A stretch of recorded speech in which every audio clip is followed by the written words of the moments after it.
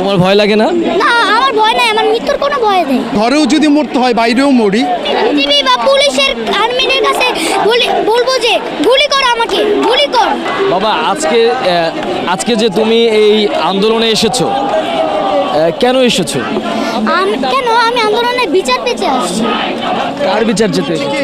যারা অকারণে শহীদ হয়েছে, অকারণে শহীদ হয়েছে যারা। এখন তুমি কি চাও? এখন আমি চাই প্রতিবাদ।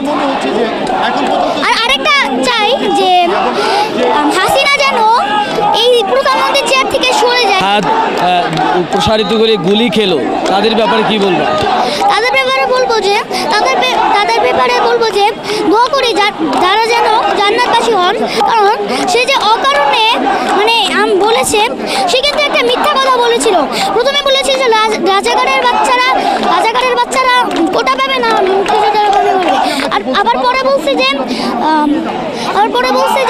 আমি কি তাদেরকে রাজাকার বলেছি? তারা নিজেই রাজাকার বলছে। তাহলে সে কেন বলল মিথ্যা কথাটা? তুমি কি তোমার ভাইদের মতো বুক প্রসারিত করে দেবে? আমি অবশ্যই করতে চাই।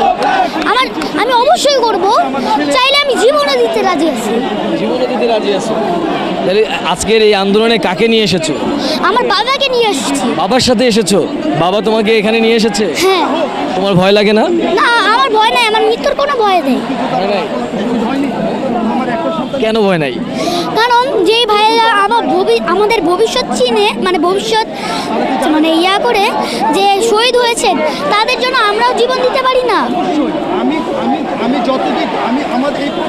দর্শক, আপনারা দেখছিলেন যে আসলে এই আন্দোলনটি আসলে কোন পর্যায়ে গিয়ে পৌঁছেছে, সেটি এরকম একটি ছোট বাচ্চার কথাই আসলে কিন্তু বোঝা যাচ্ছে যে এখন এই আন্দোলনটি আসলে যেমন শিশু থেকে বৃদ্ধ আসলে সব পর্যায়ে কিন্তু এই আন্দোলনটা আসলে ছড়িয়ে পড়েছে। আমরা একটু এই যে শিশুটিকে এই আন্দোলনে নিয়ে এসেছেন তারই পিতা, আমরা একটু তার পিতার মুখ থেকেই শুনবো যে আসলে তার সন্তানকে নিয়ে এই আন্দোলনে যোগ দেওয়ার কারণটা কি। আচ্ছা, আপনি তো আপনার সন্তানকে নিয়ে এই আন্দোলনে এসেছেন, আসলে এতটুকু বাচ্চাকে নিয়ে আসলে আন্দোলনে আসার কারণ?